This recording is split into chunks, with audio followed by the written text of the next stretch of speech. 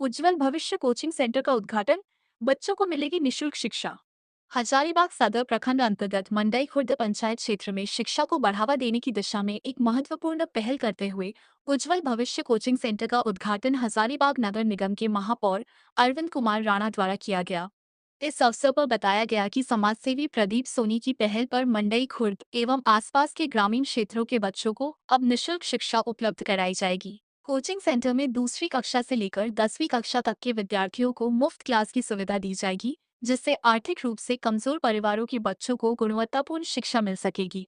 कार्यक्रम के दौरान ग्रामीणों ने इस पहल का स्वागत करते हुए कहा कि इससे क्षेत्र में शिक्षा का स्तर बेहतर होगा और बच्चों का भविष्य उज्जवल बनेगा।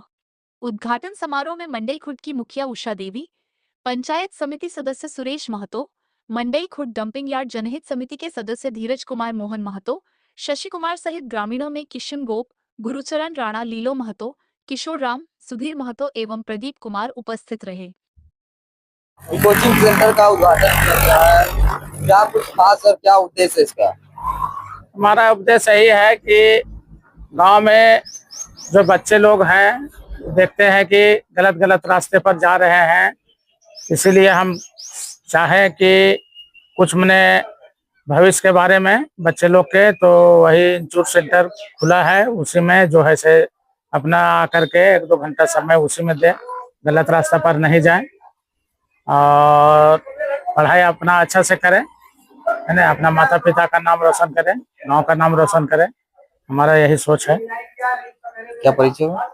परिचय प्रदीप सोनी, मंडई खुर्द।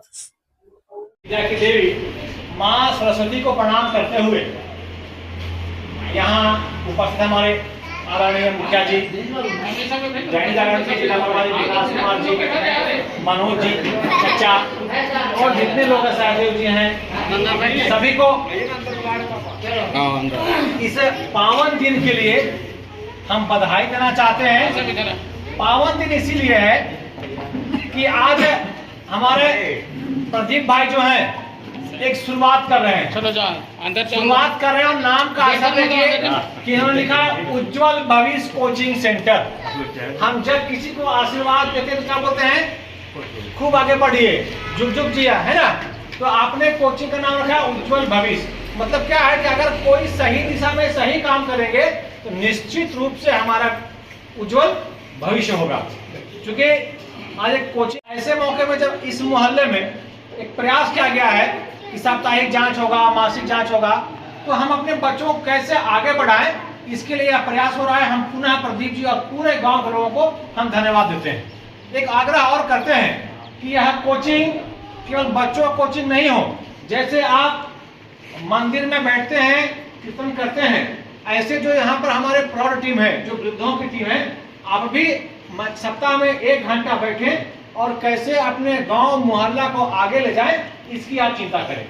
हम पहले भी मीटिंग किए थे, हम कहे थे कि गांव में एक सुरक्षा टीम होनी चाहिए, एक स्वच्छता टीम होनी चाहिए, एक जल की टीम होनी चाहिए। ये 3 टीम रहेगा तो आपके गांव में कोई अगर आदमी प्रवेश कर रहा है, कोई बाहरी आदमी घूम रहा है, तो ये सुरक्षा की टीम उसको टोकेगी, पूछेगी, देखेगी। और जो स्वच्छता की टीम है, अभी 1 महीना पहले मीटिंग भी किए थे पंचायत भवन में, और हमने कहा था कि निगम में 36 वार्ड है, निगम की ओर से इस वार्ड को हम गोद लेते हैं, बिजली की जो व्यवस्था होगी, सफाई की जो व्यवस्था होगी, हम लोग करेंगे। तो महापौर होने के नाते यहाँ पर चचा हैं, धीरज है, भैया है, सुधीर भैया है, सब लोग हैं। आप लोग एक कमेटी बनाए हैं, कमेटी बैठ के हमको जो दिया है, कल हम बैठे थे, डिमांड्स कल बातें हुई है, लाइट कल परसों तक हम कंप्लीट करा देंगे।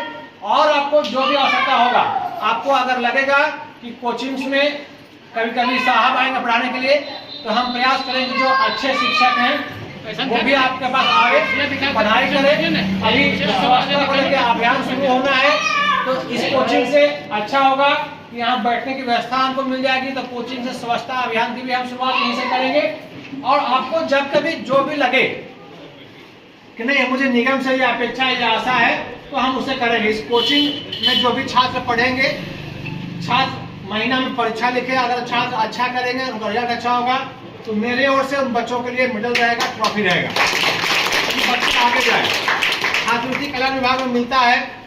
आपको हम एक और जानकारी दे दें कि कल्याण विभाग में आपको 10,000 रुपया तक इलाज का पैसा भी मिलता है।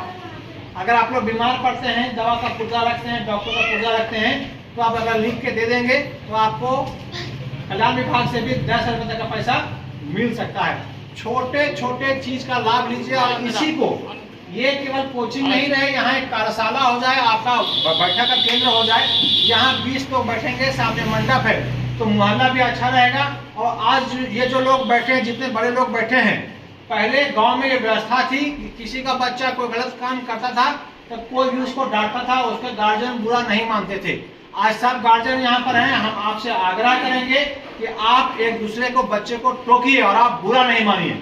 एक दूसरे के बच्चों को आप टोकना शुरू करेंगे, रोकना शुरू करेंगे, तो निश्चित तौर पे हमारा मोहल्ला और अच्छा होगा।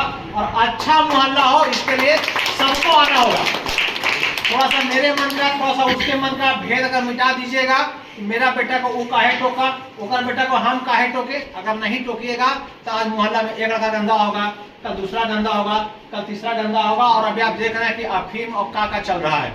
तो ये सब आपका जिम्मा है, आप लोग गार्जियन लोग हैं। कोचिंग खुल रहा है, फिर से प्रदीप भाई को धन्यवाद देते हैं कि आपने बहुत अच्छा काम किया है कि ये कोचिंग खोला है। समय समय पर आप कहिएगा तो हम ये मास्टर जो हमारे होते हैं स्पेशल, उसको भी हम भेज देंगे, जो रीजनल जीके वाला तैयारी करा देगा, मैथ की तैयारी करा देगा।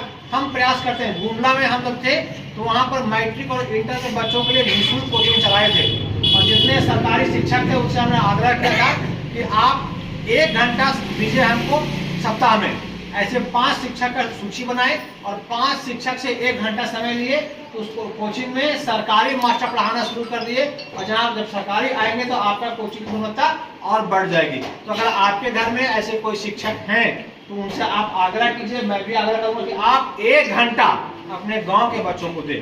गया में एक गांव है और गया में ऐसे बहुत सारे अधिकारी IAS IPS बने हैं, तो उस पूरे गांव में कोई भी नौकरी करता है, लोग एक कुछ पैसा उस गांव को देता है चंदा, और गांव में एक कोचिंग चलता है, जितने लोग नौकरी करते हैं उसका जो पैसा आता है उससे उन बच्चों की फ्री पढ़ाई होती है।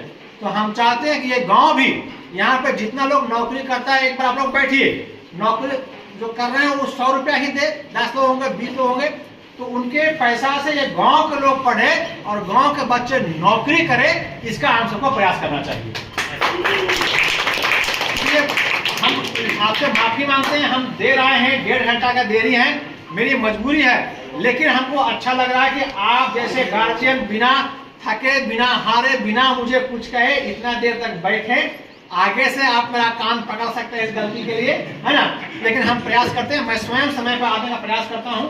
आज हम झील भी आए तो वहाँ भी एक ट्रैक्टर फंस गया, वहाँ भी रुके, झील में उतरे, तो ऐसे हमारा देर हो गया, लेकिन हम प्रयास करते हैं कि आपके साथ उठे, आपके साथ बैठें, और आप मुझे जब चाहें, जहाँ चाहें मुझे बुलाएं।